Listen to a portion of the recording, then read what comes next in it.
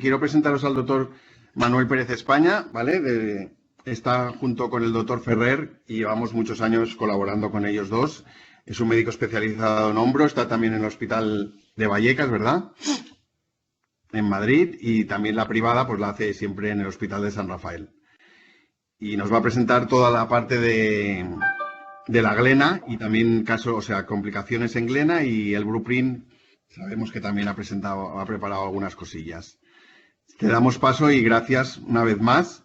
También agradecerte en nombre de Palex, supongo que, aunque habéis estado menos, pero agradecer a todos los sanitarios. Supongo que el hospital tuyo también ha estado bastante fuerte en COVID, y si has tenido alguna implicación, pues también agradeceros que habéis intentado salvar, aunque yo pienso que España no está muy capacitada para pasar a fases después de lo que ves en las noticias, pero bueno, al menos agradeceros en nombre de Palex, que sepáis que Palex, pues hemos estado a tope. Hay dos divisiones, doctor, que han estado a tope vendiendo toda parte de cobertura y toda la parte de estudios, análisis clínicos y todo esto estamos haciendo. Tenemos un reactivo y cosas. O sea, también la empresa sigue adelante y por eso tampoco hemos creado un ERTE en otras divisiones. Pero bueno, que gracias por todo y te damos paso a ver si lo podemos ver todo bien. Perfecto. Bueno, lo primero, nada, muchísimas gracias a Ferran y a Pablo por la oportunidad de pasar un rato con vosotros, aunque tengáis en la instancia, que tenga que ser a través de Skype, pero las circunstancias nos obligan. Es un auténtico placer y voy a pasar a compartir pantalla, ¿vale? A ver si funciona lo que hemos hecho antes, para contaros, porque por un lado efectivamente os voy a hablar del manejo de las deformidades glenoideas. A ver, un segundito. ¿Ya está bien? Sí, ahora sí. Ahora sí. Perfecto. Bueno, pues lo que hablé con Ferran y Pablo, me propusieron hablaros pues en este periodo en el que pues la única alternativa que tenemos es tirar de las videoconferencias, de los famosos webinars, y pues la idea era hablaros de deformidades glenoideas y ver cómo las afronta pues el sistema de vuestra invertida, la Perfor Reverse, y por supuesto ayudándonos con la plataforma, con el software Blueprint. Pero también, a ver, antes de eso, pues como todos sabréis, el COVID nos lo ha cambiado todo. Y sí que me gustaría el comentaros, me ha hecho gracia el comentario, sí, Ferran, lo que ha dicho Ferran, de que el coronavirus, pues ver cómo afectó a mi hospital, pues deciros que me gustaría compartir con vosotros la experiencia que hemos sufrido y que hemos vivido pues estos últimos meses en el Hospital Infanta Leonor, es un hospital de Madrid, y ha sido un hospital 100% COVID, y lo corrijo porque no ha sido un hospital 100% COVID, ha sido un hospital 200% COVID, y ahora veréis por qué, ¿vale? Este es el hospital donde trabajo yo, se llama el Complejo Hospitalario Universitario Infanta Leonor, lo forman el Hospital Infanta Leonor y Hospital Virgen de la Torre, que es un hospital de apoyo de camas. Hace tiempo tenía quirófanos, pero a día de hoy no tiene actividad quirúrgica, y tenemos 367 camas, ¿de acuerdo? Bueno, toda la información que voy a utilizar o que os voy a contar es información del Ministerio de Sanidad y del Gobierno de España, ¿de acuerdo? Y ha ido colgando, pues puntualmente, determinados días, por ejemplo, esta es del 6 de abril de 2020, información, por ejemplo, en la Comunidad de Madrid, el número de ingresados, ese día había 14.000 ingresados, 12.500 en planta, 1.500 en UCI, REA, bueno, pues iba dando información oficial, ¿de acuerdo? Y voy a utilizar una referencia, que utilizamos mucho para hablar de la ocupación de los hospitales, que es el número de ingresados por las camas hospitalarias. Y aquí tenemos este gráfico de barras en el que vemos, por ejemplo, a la izquierda, como los grandes hospitales, que son hospitales que tienen pues 1.200, 1.300 camas, el Gregorio Marañón, el 12 de octubre, La Paz, el Clínico, pues vemos como esos días puntualmente... ¿Se oye ahora? Sí, sí, sí. Perfecto. Lo que os contaba, tenemos por un lado hospitales grandes con ocupación de 1.300 camas y 900 pacientes ingresados, y vemos aquí en la derecha como aquí vemos el Hospital Infanta Leonor, que ese día, el 27 de marzo, con 364 camas de capacidad real, pues llegamos a tener 742 pacientes, todos con coronavirus. O sea, era un hospital con el doble de su capacidad, en el que absolutamente todos los pacientes eran pacientes con coronavirus.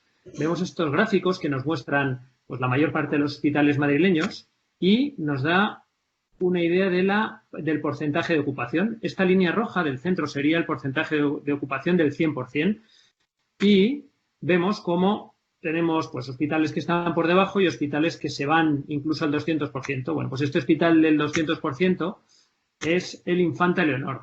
Bien es cierto que todos los hospitales de Madrid sufrieron, arrimaron el hombro y la inmensa mayoría pues estuvo al límite de sus capacidades. Pero es verdad que, ahora os contaré un poco por qué, yo creo que por mala suerte, pues hubo varios hospitales que lo pasaron francamente mal, ¿de acuerdo? Y, de hecho, tenemos el dudoso honor de ser considerado el primer hospital que fue, de facto, solo para pacientes con coronavirus. Se cerró el resto de actividad, no se atendía a ningún paciente que no fueran pacientes con coronavirus. ¿Y esto por qué?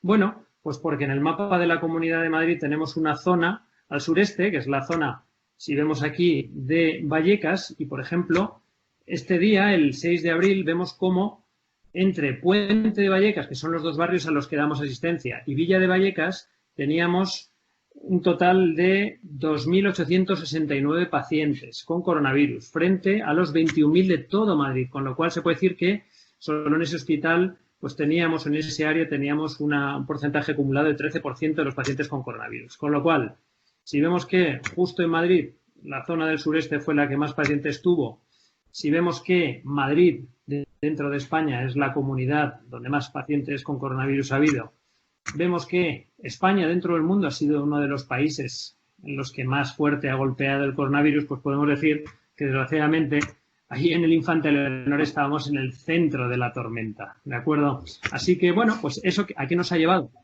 Pues lo primero que nos ha llevado es que nos ha sacado de una patada del área de confort. Un área de confort en el que yo estaba muy cómodo operando con Jesús Ferrer, nuestras prótesis de hombro, y que de un día para otro, de repente, nos cambia la vida. ¿Y qué es lo que hicimos los traumatólogos? Pues, bueno, pues reinventarnos. Entre otras cosas, no sé si lo veríais en algún medio, pues nos tocó, frente a la carestía de la falta de medios de protección, pues nos dio la idea de que quizás utilizar las máscaras de Decathlon como sistemas de protección, como EPIs, pues es una alternativa muy buena. Y bueno, en muy poquito tiempo contactamos con Decathlon, con ingenieros de Airbus, y nos echaron una mano, junto con también otras iniciativas a nivel de España, pues para crear una pieza, un adaptador con tecnología de impresión 3D, que nos ha permitido conectar las máscaras a filtros de alta eficiencia, que son los que tenemos en los quirófanos y que filtran hasta un 99,99. O sea, son mejores que las famosas mascarillas FFP3. Bueno, pues nos pusimos como locos a hacer y a preparar máscaras, como veis aquí en la foto. Recibimos donaciones. Bien es cierto que Decathlon, desde un primer momento, bloqueó la venta de este tipo de máscaras y las ha donado, todas las que han hecho falta, las ha donado a los hospitales. Con lo cual, pues todo el mundo se volcó y esto nos permitió, la noticia estalló, salimos en los medios, me tocó hablar en televisión española. Aquí estoy con Ricardo en una entrevista que nos hicieron en El Mundo, pues para hablar no solo de las mascarillas como protección, sino que también, como veréis, para ventilar a los pacientes. Y, bueno, pues muy, muy contentos, pues porque nos permitió, por ejemplo, a compañeros otorrinos que han tenido que hacer muchas traqueotomías, pues nos permitió protegerles con estas máscaras, a los internistas pasar planta con más seguridad, a nosotros, por supuesto, los traumatólogos, pues poder hacer todas las actividades, esto y yo, tanto en las UCIs, en quirófanos, en planta, pues estar con una sensación de protección muy, muy buena. Y incluso protegiendo y pensando también en la necesidad de más ventilación no invasiva para los pacientes y haciendo pruebas previamente. Este es incluso Ricardo Larraínzar, este es mi jefe de servicio. Pues también probamos sus sistemas, como veis aquí, para ventilar a los pacientes. Es un sistema de ventilación mecánica no invasiva que lo que conseguía pues es que con estas máscaras, que son bastante confortables, pues permitía aumentar la saturación de oxígeno de los pacientes que, pues que ya sabéis que uno de los principales problemas que tenían es que se quedaban sin saturación de oxígeno. Con lo cual, pues como veis, nos ha tocado reinventarnos, nos ha tocado volver a ser médicos, juntarnos con el resto de especialidades, estudiar radiografías de tórax, electrocardiogramas. Nos ha permitido tratar a pacientes de una manera totalmente diferente a lo que estamos acostumbrados. Pero bueno, nos ha permitido trabajar en equipo. Pero bueno, gracias a Dios da la sensación de que todo eso está pasando, ¿de acuerdo? Que pronto volveremos a nuestra zona de confort, que en mi caso es operando junto a Jesús Ferrer, pero eso sí, con una nueva habilidad o con una nueva capacidad, que es la resiliencia, que es una capacidad del ser humano que yo creo que hemos trabajado mucho, que es la que pues hace crecer y hace crecernos ante las adversidades. ¿De acuerdo? Y esto ha sido un poco pues lo que nos ha tocado vivir y que gracias a Dios ya vamos olvidando poquito a poco. Ya estamos volviendo a estar en hospitales pues como se debe estar. ¿De acuerdo? Esto por un lado, esto es lo que me apetecía un montón contaros porque han sido unos meses, la verdad, que muy raros, muy duros. Y quería ha estado muy bien ha estado muy bien porque ayer incluso hicimos reunión de dirección de toda de Palex y salían estos temas que es que creo que la gente aún, los telediarios han dado mucha información de los casos y todo, pero no estamos mentalizados de los 28.000 muertos que hay, porque no han sacado ninguna foto de muertos. Y en España, por desgracia, y me cuesta mucho decirlo, si no sacamos muertos, o sea, la gente se olvida de todo.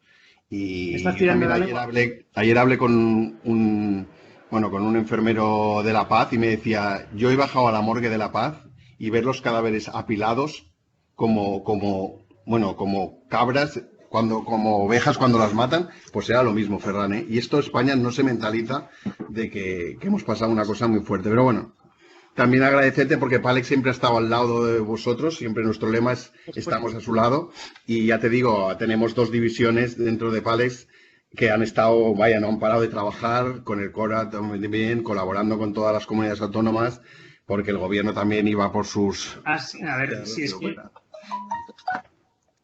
Y todo el mundo, decirte todo el mundo se ha buscado. Diría que da la sensación de que ha sido más la industria, más la gente, más el pueblo, lo que verdaderamente se han notado frente a lo que ha sido, pues la organización que es verdad que nos ha hecho, es decir, hay que leer entre líneas, pero hemos acabado utilizando máscaras de buceo, con lo cual es verdad que la necesidad ha hecho al miembro. Quiere decir que sí, que se ha pasado mal, pero es verdad que la unión ha sido tremenda, todo el mundo se ha volcado, por supuesto, hemos recibido muchísima ayuda. Cuando salió lo de las máscaras, tuvimos que dar, pregonar que dejaran de mandar máscaras porque es que era una auténtica locura. Quiero decir, todos los días nos llevaban máscaras al hospital y realmente ya teníamos, porque Decathlon nos ha donado todas las que han hecho falta, pero es verdad que el pueblo en estos casos se vuelca, se ha volcado el pueblo, la industria, no tenemos queja. Y también te digo que si ahora para empezar la actividad en ortopedia o en otras cirugías necesitáis algo de cobertura, o sea, batas, que Palex nos lo informéis, porque Palex, no estamos en todos los hospitales, pero que no hay ningún problema. Si me dices, Ferran, yo necesito, o sea, y nuestro personal va a ir todo, o sea, nuestro personal cada vez que va a una cirugía, a partir de la semana pasada, va con todo un equipo, o sea, que le proporciona la empresa, o sea, que también crearemos un certificado, nos van a hacer a todos ya los PCR, han empezado ya a hacerse a todos los comerciales, cada mes vamos a hacer un curso de prevención laboral, o sea, también para el COVID, para cómo afrontar todo el COVID, cómo entrar en quirófano, todo, o sea, que con una certificación del FENIN, o sea, que estamos con vosotros y lo que necesites nos lo comunicáis y no hay problema. Bueno, empezamos con Muchísimas gracias. Venga. Al lío, a la zona de confort. Volvemos a la zona de confort. Bueno, pues la idea es hablaros de las deformidades glenoideas y cómo afrontarlas con vuestro sistema, con el sistema Perform y con la herramienta Blueprint, de la cual estoy enamorado. Entonces, todo empieza con el maestro Jill Walsh, que sale en todos los lados, porque la verdad es que es muy grande. En 1999 publicaron un trabajo en el que evalúan 113 hombros, ¿de acuerdo? Con deformidades glenoideas y con cortes axiales, con cortes del TAC, nos llevan a la famosísima clasificación de Walsh, que es parte del algoritmo que utilizamos pues para hacer y tratar los pacientes con deformidades glenoideas. Nos basamos sobre todo en esta clasificación, ahora veremos que en otra. Y la clasificación, ya la habréis visto 1000 veces, clasifica en función del grado de desgaste de la glena, de deformidad, de colapso de la articulación y de desplazamiento de la cabeza, en el que tenemos los grados más leves, que son los tipo A1 y tipo A2, en el que vemos pues que tenemos una deformidad. Esto es lo más frecuente, gracias a Dios, incluso llegando al 60% de los pacientes con deformidades, según los trabajos de Jill Walsh.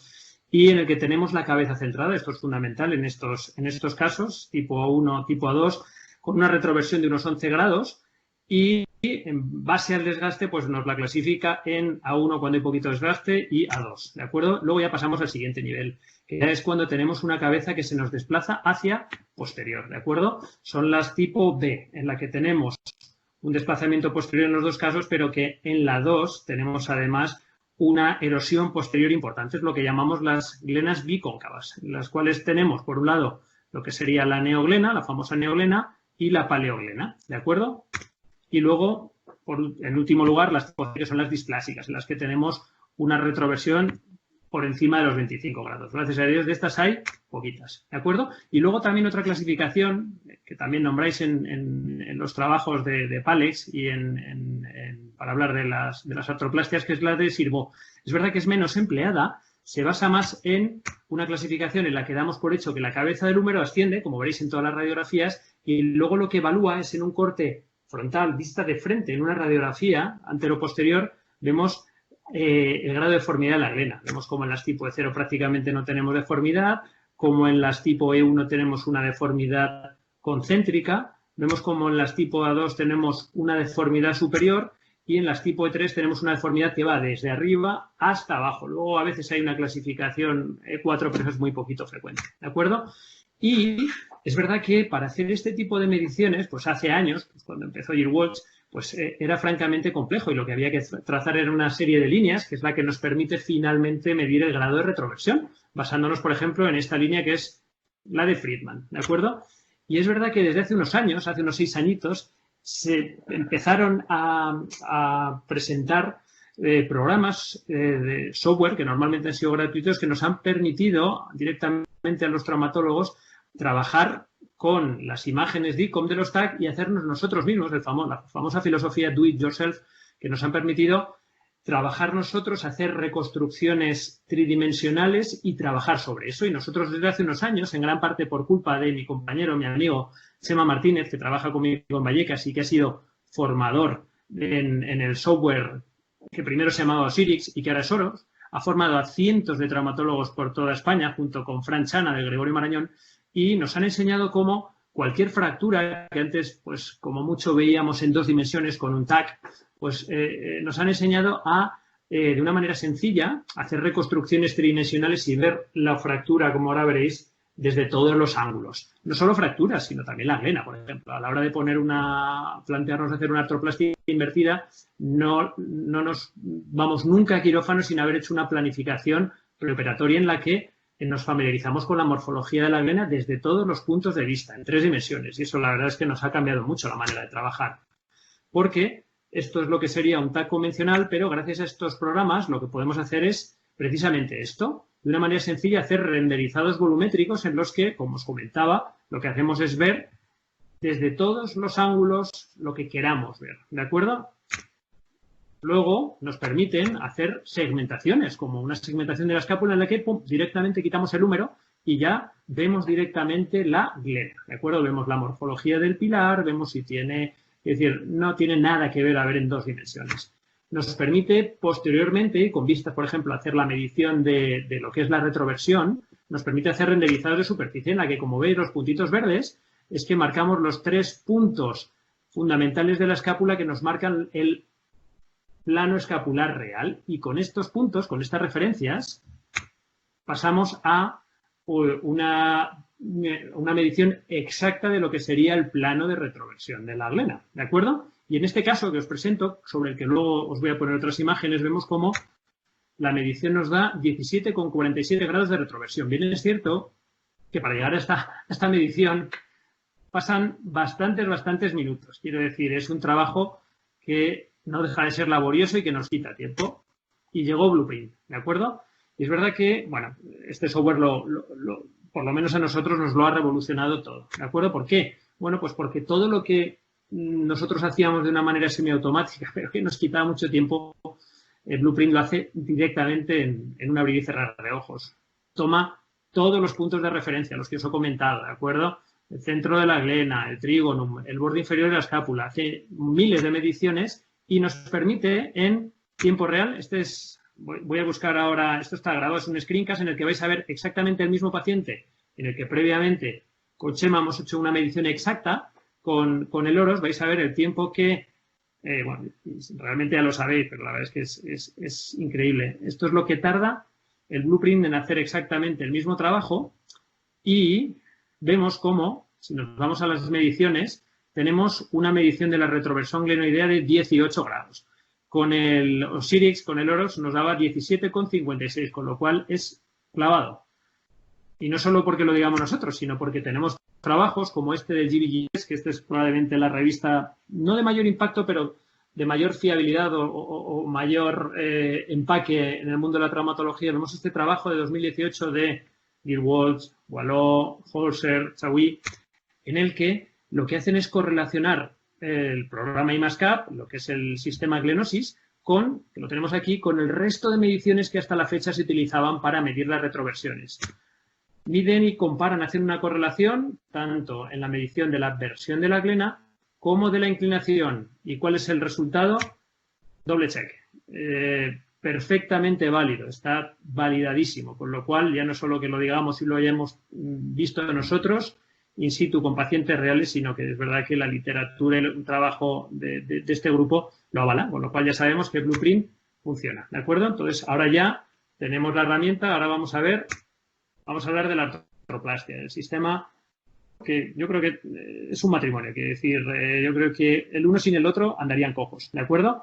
Y pues lo bueno que tenemos es que cubre lo que hablaba antes, Ferran, es que tiene todas las posibilidades. Tenemos la posibilidad de tratar glenas sencillas, deformidades A1, B1, E0, que son, gracias a Dios, las más frecuentes y que llevan la menor complejidad, pues nos permite tratarlas con lo que es una metaglena estándar. Conforme la glena se va deformando, tenemos deformidades concéntricas, A2, E1, tenemos la posibilidad, ya que estamos medializando el centro de rotación, nos permiten utilizar metaglenas con offset lateralizado, nos permiten llevar hacia el lateral, que vemos que es biomecánicamente lo que necesita ese hombro, y nos permite hacerlo con dos mediciones, con 3 y 6 milímetros. Y si ya nos vamos a casos extremos en los que tenemos deformidades severas, como serían las bicóncavas, las B2, las C, las E2, las E3, vemos como ya tenemos la alternativa de utilizar sistemas de aumentación, medias cuñas y cuñas, que además no es solamente eso, podemos jugar con ello en el espacio, como ahora veremos, que es uno de los 3 pilares en los que se basa esta filosofía, para compensar cualquier tipo de efecto que tengamos en la glena. Y esto es lo que hablaba. Yo creo que el sistema se basa en 3 pilares, la fijación, la aumentación y la orientación. ¿La fijación cómo? Pues dándonos, por ejemplo, la alternativa de conseguir una fijación primaria, que es la que conseguimos justo cuando salimos de quirófano, basándonos en tornillos de 6,5, 9,5 o con un tetón. Y la fijación secundaria, que es la que conseguimos con la osteointegración, con el metal poroso, ¿de acuerdo? Con lo cual yo creo que esa parte la tenemos perfectamente cubierta. En cuanto a la aumentación, lo que hablábamos, si simplemente necesitamos lateralizar, lateralizamos, pero lateralizamos con un metal poroso de seguridad, ¿de acuerdo? Y si ya lo que tenemos que hacer es aumentar, el trabajar sobre deformidades más severas y asimétricas, tenemos la posibilidad de utilizar medias cuñas, cuñas enteras, y además con una fresa, que es otra de las cosas estupendas que tiene este sistema, que nos permite el fresar con angulaciones para trabajar en el mismo grado de angulación exacto en el que luego vamos a trabajar con la metaglena, ¿de acuerdo? Y luego, por último, lo que es la orientación. Claro, con una metaglena que es simétrica, pues da igual la posición, salvo por la colocación de los tornillos. Pero es verdad que si trabajamos, por ejemplo, con una metaglena en cuña, pues no tendrá nada que ver colocarla con el tornillo este a las 12 que llevárnoslo a 3. Ahí podemos compensar e ir tapando la deformidad a lo largo de toda la esfera horaria, con lo cual la orientación también es muy versátil con esta artroplastia. Y este sería el esquema en el que tenemos tanto la fijación cubierta con los tornillos y la fijación de la metaglena, la orientación y la aumentación, trabajando tanto con las posibilidades que nos da la metaglena como luego también veremos que la glenosfera también nos da juego, ¿de acuerdo? Y este es todo el portfolio que ya os lo sabéis de memoria. Y, bueno, pues sí que me gustaría llevarlo a la práctica, ¿de acuerdo? O por lo menos comentar los varios casos que he preparado. Como no tenía muy claro qué funcionara bien el blueprint online, que luego sí que podemos meternos en el blueprint y verlo. Ayer preparé por si acaso unos screencasts con los 2 casos que quería presentar y luego sobre esos casos, si queremos, nos conectaremos directamente en el blueprint y lo podemos ver, ¿vale? Pero quería hablaros pues, de 2 casos que son lo que nos encontramos en nuestro día a día. Este primer caso es un paciente de 76 años, varón, que tiene hombro derecho con mucho dolor de larga evolución, con impotencia funcional y con una movilidad francamente limitada. Y tenemos, nada más hacerle el estudio con Blueprint, vemos como tiene una retroversión de 9 grados y una inclinación superior de 17, con lo cual vemos que la deformidad es concéntrica y vemos que estamos ante una clasificación, es una glena A2, ¿de acuerdo? Y bueno, pues esto es lo que sería el trabajo que hacemos, la planificación preoperatoria, que es básica, yo siempre se lo digo a Pablo, una vez que empiezas a hacerlo ya es que no te planteas el ir a quirófano sin hacer esto. De hecho, yo, por ejemplo, trabajo con Jesús Ferrer, que no, el blueprint no le ha cogido el tranquillo y entonces siempre hace lo mismo, él ve el escáner normal, me pasa luego el ISCO, yo hago la planificación y es curioso porque muchas veces cambia lo que él tenía planificado, cambia con el blueprint y nos ha tocado varias veces pues, llamar a Pablo para decirle que hemos hecho el blueprint y hemos pensado que es mejor el aumentar con una cuña cuando Jesús tenía en mente hacer otra cosa. Quiere decir que es verdad que la planificación preoperatoria con el blueprint te cambia. Quiere decir, vas a quirófano más preparado. Quiere decir, no tiro hecho, porque luego la cirugía es un mundo, pero sí con una idea bastante más clara de lo que queremos hacer. Y este es el screencast, ¿vale? Vemos cómo tenemos vamos a probar, por ejemplo, con una metaglena normal, sin aumentación, la ubicamos siempre lo más abajo, pues para evitar el notching, ¿de acuerdo? Vemos si tolera una de 29, yo creo que sí, es una buena opción. La intentamos ubicar pues lo más abajo que podamos y lo más centrada. Y vemos cómo jugamos también con la inclinación, porque lo que tenemos que buscar es que vaya paralelo a la glena. ¿Y qué pasa? Vemos que si nos vamos hacia medial buscando un contacto, un asentamiento de lo que es la metaglena suficiente, vemos cómo está incrustadísima dentro de la metaglena. No es válido. Tenemos que buscar y darle lateralidad con el offset, ¿vale? Aquí probamos con el offset de 3 milímetros y vamos a ver, con el tornillo siempre conviene que el tornillo sobresalga un poquito para que agarre en cortical, ¿de acuerdo? Con lo cual también medimos que sería un tornillo de 35 y al haberle dado offset podemos lateralizar, podemos sacar un poquito esa metaglena que estaba incrustada y vamos fijándonos en que tengamos efectivamente un buen asentamiento, 98 es estupendo. Pasaríamos al vástago humeral, que en el vástago humeral es verdad que pocas veces hay que modificarlo, nos da una referencia muy buena, normalmente nos pone en la parte superior de la bandeja sobre el troquíter y esto que es muy interesante, que es ver cómo se comportaría esa articulación en todos los planos, ver los movimientos, ver dónde habría notching y vemos esos resultados que los vamos ahora a guardar, ¿de acuerdo? Vamos a poner los datos de la metaglena, del offset, de la glenosfera que hemos utilizado y lo guardamos. ¿Por qué? Pues porque ahora lo que vamos a hacer es, yo creo que es una de las herramientas más interesantes, es comparar con otras alternativas. En este caso, ¿qué vamos a hacer? Vamos a darle un offset inferior, ¿de acuerdo? Y hacemos exactamente la misma prueba, solo hemos cambiado la excentricidad de la glenosfera y vamos a añadir también esta alternativa.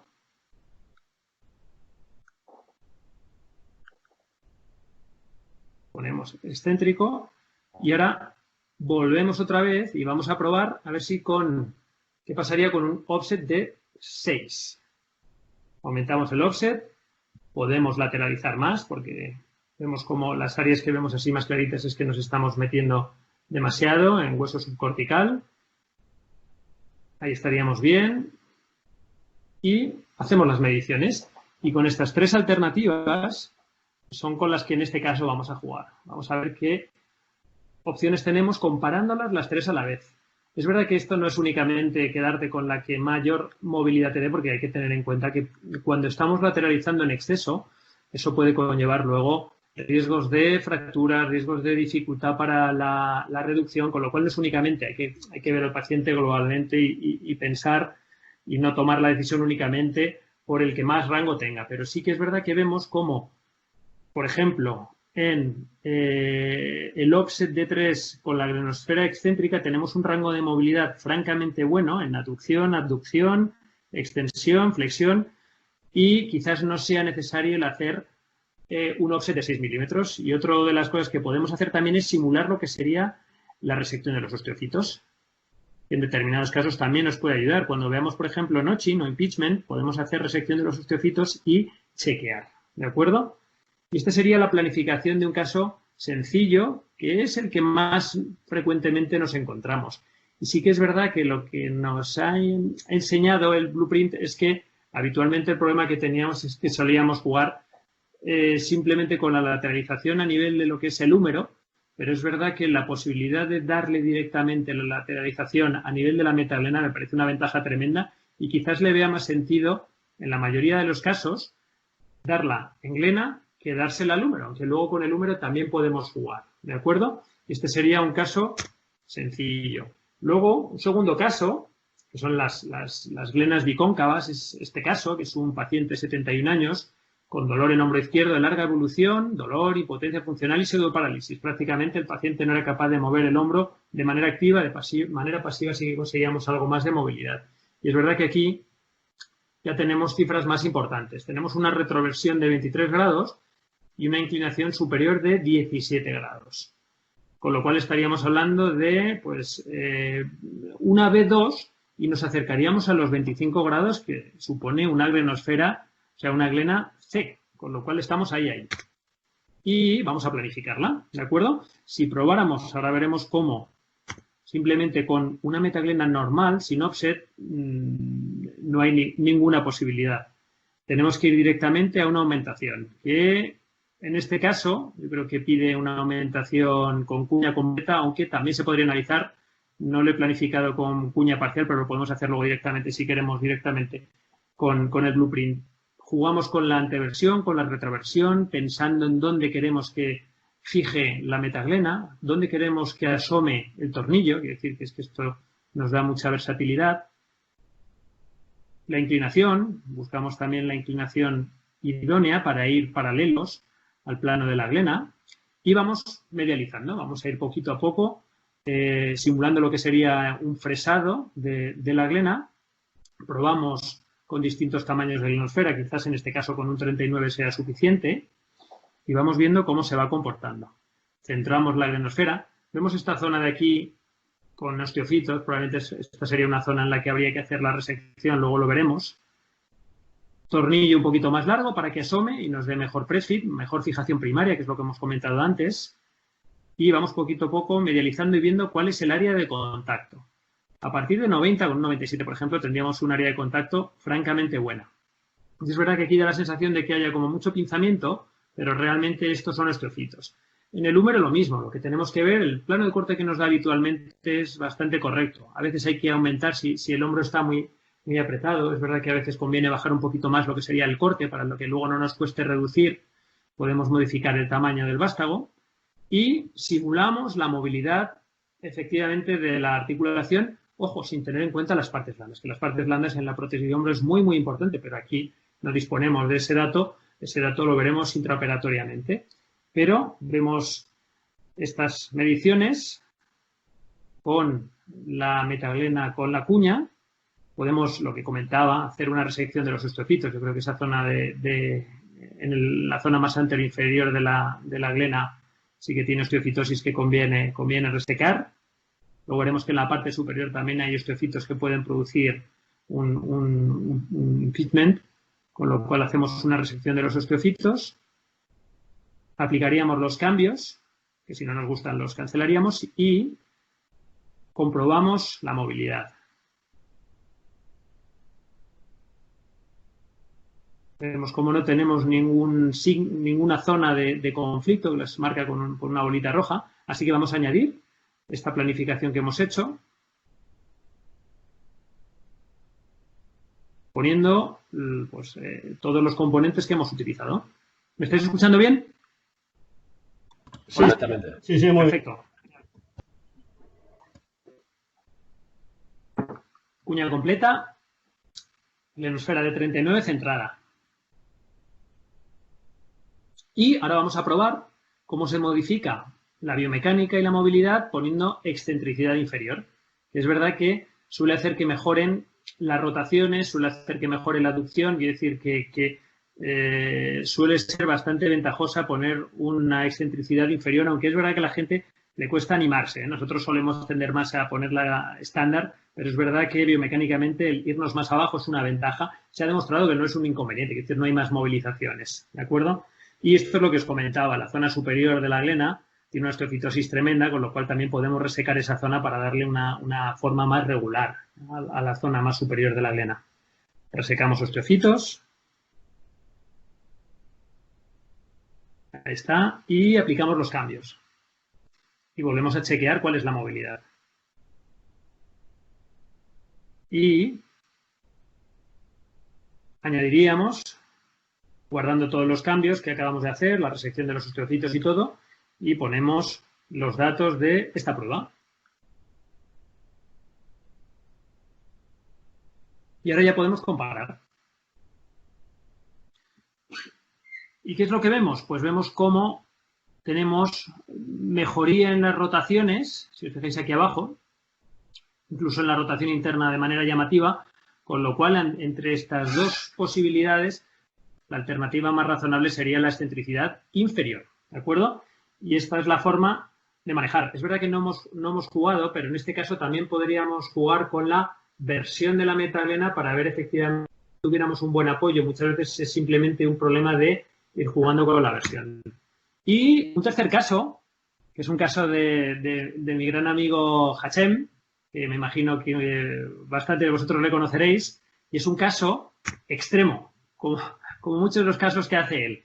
Es una mujer de 76 años con dolor en hombro derecho, larga evolución, dolor e impotencia funcional, limitación severa en la movilidad, y esta es la imagen de la radiografía. Yo creo que este era un caso que estaba preparado para hacer en el BIAS, en Barcelona, pero creo que al final no dio tiempo a hacerlo. Vemos cómo hay un ascenso tan importante de la cabeza humeral que, si os fijáis, se ha comido parte de la clavícula, ¿de acuerdo?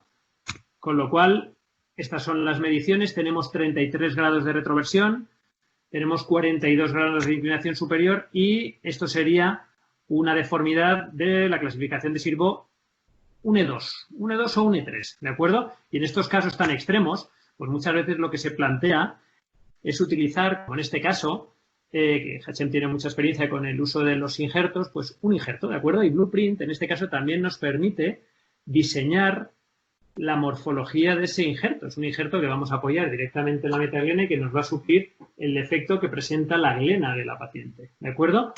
Y vemos ahí toda la planificación, vemos cómo hacemos todas las pruebas de la glenoesfera con la metaglena y con el injerto, ¿de acuerdo? Y estas son las imágenes intraoperatorias de la cirugía, en las que vemos el injerto posicionado en la glena, vemos aquí el injerto, es un injerto de cuello femoral, y vemos aquí la plantilla y la pieza que nos mandan, ¿de acuerdo? La plantilla customizada, y vemos aquí cómo quedaría la metaglena ya con el injerto colocado, y estas son las imágenes del posoperatorio inmediato en el que vemos una posición de la glenoesfera porque os lo digo yo, que si no se ve, quiere decir que es un resultado francamente bueno de un paciente y de un caso realmente complejo. Que me dijo Hachem que lo podía presentar, me mandó las imágenes y me hace ilusión porque somos muy amigos y es un caso también muy, muy llamativo. Y, bueno, pues yo creo que las bondades del sistema de Blueprint ya lo sabéis, pero bueno, también es verdad que hace poquito hemos tenido suerte de estar pues con gente como Jill Walsh, como Pascal Boileau, como Joaquín Sánchez Sotelo, que bueno, pues que son primeros espadas a nivel mundial y que están... Pero qué guapos estamos, qué guapos estamos. Qué bueno. Vamos. Y si me veis ahora que he perdido 5 kilos...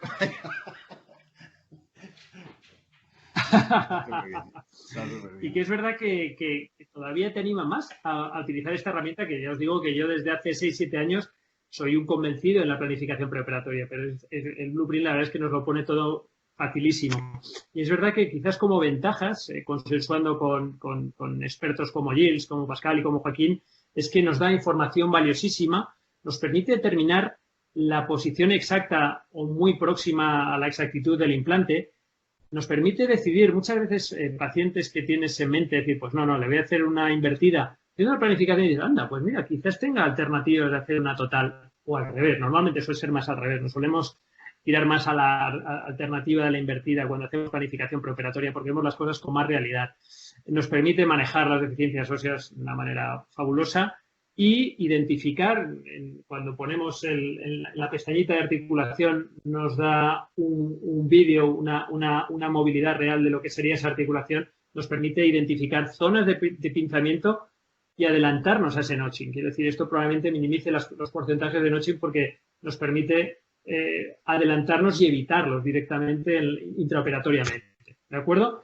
Y bueno, no quería terminar, aunque ahora podemos ver si queréis alguna otra cosa, pero yo siempre me gusta acabar con una imagen de la gente que hace posible que yo esté aquí hoy con todos vosotros, que son la gente y son mi equipo en el Hospital Infanta Leonor y el equipo de la unidad de hombro y codo con Jesús Ferrer a la cabeza. Ya llevo más de 15 años con él y la verdad es que es mi maestro y cómo no voy a poner aquí a Jesús y a toda mi gente. Y esto era un poco lo que os quería contar. Pues muchas gracias. Bravo. ¿No tenéis preguntas? Yo desde fuera, como ingeniero, al verlo, ¿utilizáis siempre las guías Blueprint o toda esta planificación luego las lleváis a la anatomía con vuestra experiencia? Porque en algunos de los casos me parece difícil buscar todas las alineaciones. No, las guías... Si navegamos siempre. Sí. O sea, la preprogramación sí. Perdona que te mal, no te oigo. No, Si utilizáis las guías, la PSI. No. Es verdad que la guía, o sea, es verdad que en casos extremos, muy extremos en los que la anatomía está absolutamente distorsionada, sí que la guía te puede orientar, sin duda. Pero en la inmensa mayoría de los casos yo creo que es verdad que la experiencia pues nos permite, eso sí, claro, es que a pesar de que no tengamos una guía física para ponerla ahí, es verdad que el hecho de haber trabajado previamente con el Blueprint, prácticamente nos dormimos viendo la cirugía que vamos a hacer al día siguiente y ya vas muy preparado. Quiere decir que ya conoces la anatomía, ya sabes lo que tienes que hacer, sabes si tienes que hacer, te puedes adelantar y hacer el recutting directamente, o sea, el llevarnos a bajar el corte humeral porque sabemos que va a haber más problema. Quiere decir que es que lo ha cambiado todo. Donde yo creo que sí que también habrá revolución, o yo creo que también puede ser el camino a seguir, y no tengo duda, que ya lo he visto, de que se está en ello con el sistema Blueprint, es llevarlo a quirófano. Yo creo que el poder aplicar directamente en quirófano todo lo que hemos hecho preoperatoriamente es el futuro cercano, y estoy convencido de que los líderes de científicos y tecnológicos de Blueprint pues están en ello. O sea que yo creo que eso también va a ser otro salto de calidad. Ya nos han presentado unas gafas que vienen nuevas que os van a dar la alineación del motor a la hora de introducir el pin guía. Lo he visto, que yo me he metido, que yo zascandileo mucho por la web de Wright. He visto algún vídeo con las gafas, por eso lo decía, pero no lo he dicho yo. Sí, porque guías PSI son un 12% de los que estáis utilizando Blueprint, se hacen un 12% al año, o sea, muy pocas, ¿eh? La verdad es que es más para planificación que para guías, muy poquitas. Hachem ha hecho 2 o 3 de casos muy, muy complicados, como tú decías, pero no se hacen muchas de guías. O sea, sí que utiliza mucha gente el Blueprint, pero guías poquitas.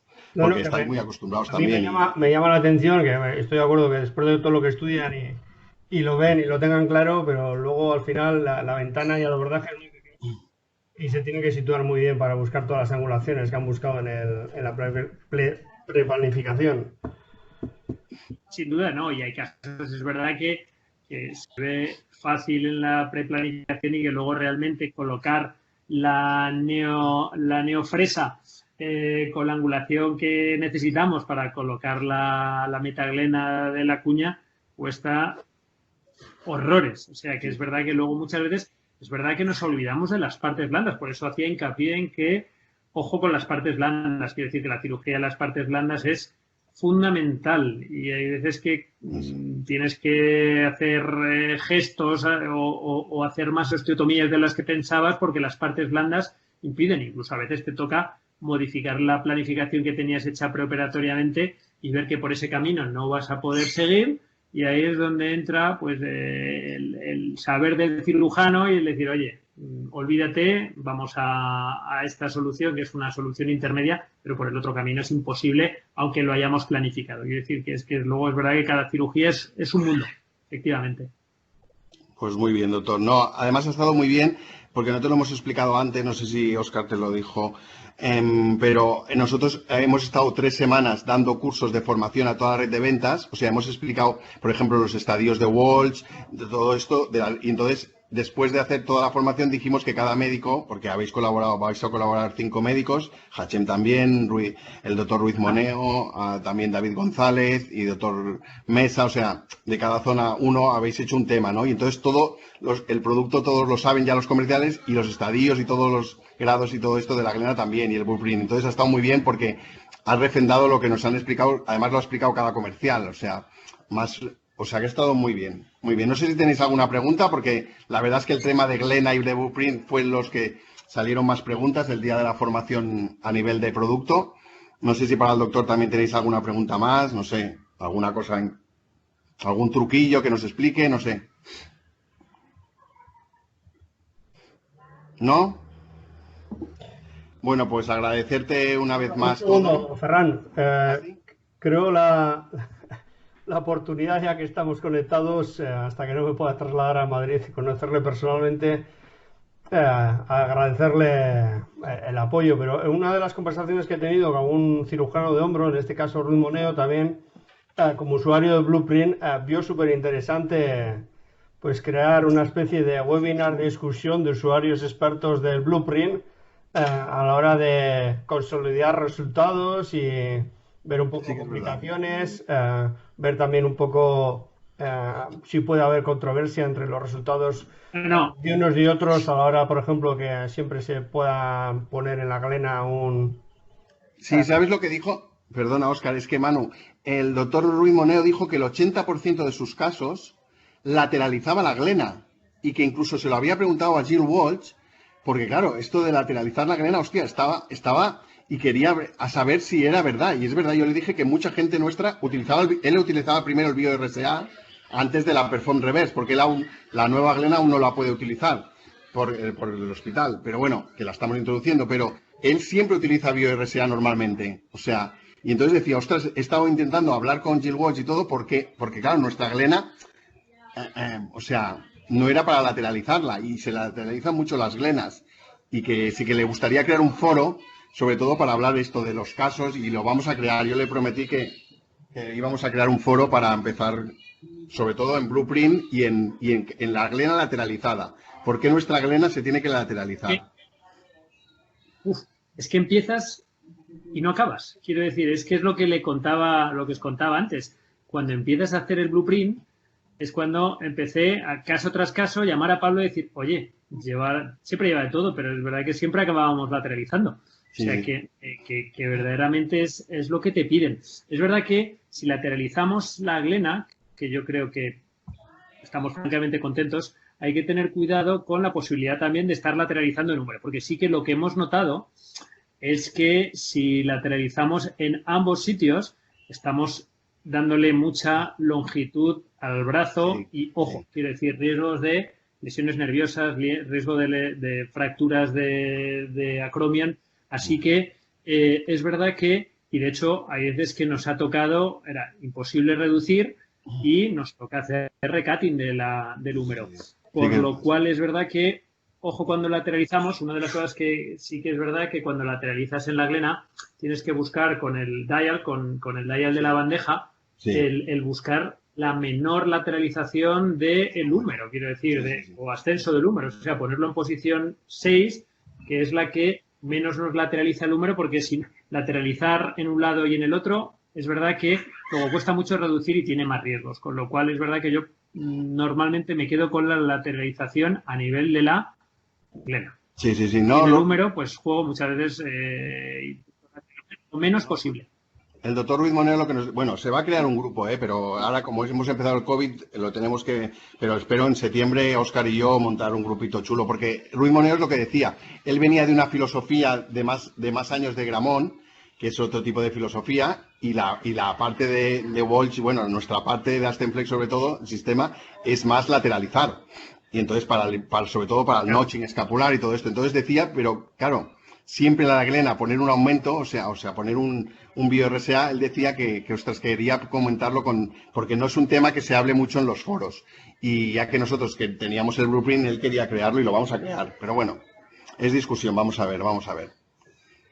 He visto que en Estados Unidos sí que debe haber una herramienta de RIDE como una base de datos global para meter todos los datos, que es una cosa que Sí. también con Pablo y con Santi Arauz llevamos tiempo intentando desarrollar, y yo creo que en Estados Unidos RIDE ya ha puesto a disposición de los cirujanos una herramienta, a ver si tenemos nosotros la posibilidad de tener algo similar, porque estaría Óscar te genial. puede informar. Yo sé que Antonio estaba a punto de traerlo, no sé si Óscar, pero ya lo retomaré con Óscar si no.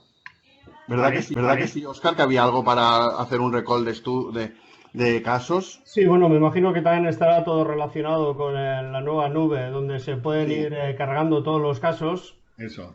y para tenerlos Claro. disponibles en cualquier momento, y toda esa información se consolidará en un único servidor. Pero Claro. lo trataremos y le informaré. Sí. Claro, porque vi que estaba solo para Estados Unidos, me imagino que será conseguir que nos lo traigan a Europa. Vale, te lo preguntamos. Esperemos que no Ya, porque puede venir muy bien, drama. efectivamente. Bueno, pues despídelo, Óscar, tú. Sí, de nuevo, muchísimas gracias, y si tuviera bien volver a estar disponible, le convocaremos para un tercer ciclo de formación, que en este caso los dos primeros han estado focalizados en la red comercial y red interna y externa, y el tercer ciclo ya será tener un objetivo claro de la cátedra médica, para que entre vosotros, en ámbito de discusión, pues podáis trasladar casos, discusión de casos, resultados de blueprint, qué te va bien a ti, qué me va bien a mí, y con su buen hacer, pues le convoco a que cuando tengamos disponible poder contar con usted. Y de nuevo, pues muchísimas gracias. Será un placer, por supuesto. Muchas gracias a vosotros. Muchas gracias. Y mucha fuerza y ánimos y a ver si salimos de esta. Ahora ya está chupado. Ahora ya es fácil. Gracias, doctor. Gracias.